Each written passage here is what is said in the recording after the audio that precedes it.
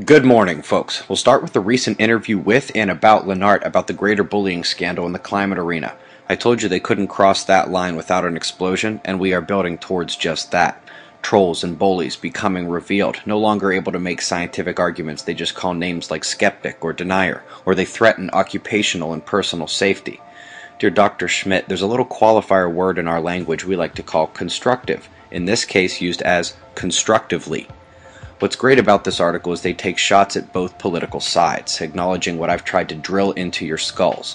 One side has been a double-decade failure based on a political agenda. The other is using what appears to be the truth to further an economic and political agenda. I got tons of seats with me in the center section if anyone wants to join me.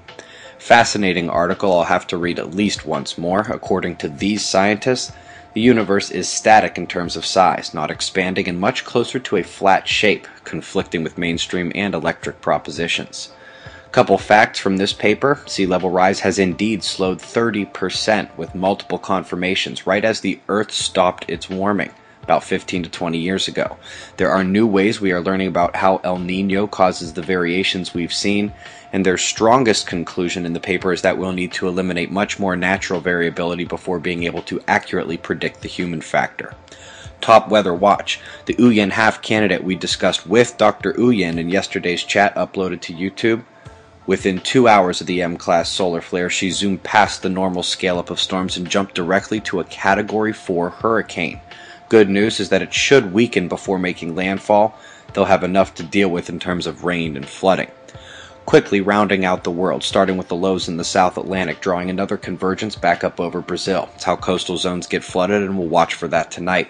Folks, days after the canceled cyclone warning, the low remains in the Bay of Bengal. Just hanging out, really. The moisture convergences are truly easy to see down under. It's looking like the eastern draw is almost past New Zealand.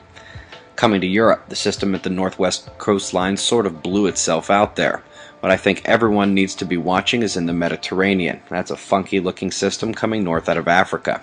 In the US, that powerful Canadian low is still the regulator, bringing rain and storms across vast areas, but again, the worst severe watch zones will be in the south central states and shifting a bit north. I already mentioned the M-class solar flare that ramped our Uyen system, and it did come from yesterday's delta spot. Speaking of which, I may even hesitantly say there is a double delta to the departing group. Then again, the limb plays optical tricks. Nothing tricky here, though. The sunspots on collision have definitively slowed their approach towards one another, and the incoming trailer actually is trying to turn south with everything it has. However, the umbral fields have begun interacting, and it will be worth keeping an eye on that for more delta development or a rapid decay. Solar wind spent all day calming. Geomagnetic instability is waning, and just look at the smooth gaining back on the sensitive flux.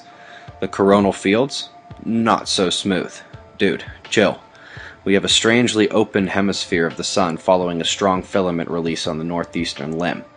Lastly, folks, I really do hate to skew from my usual topics, but I can't ignore this many emails.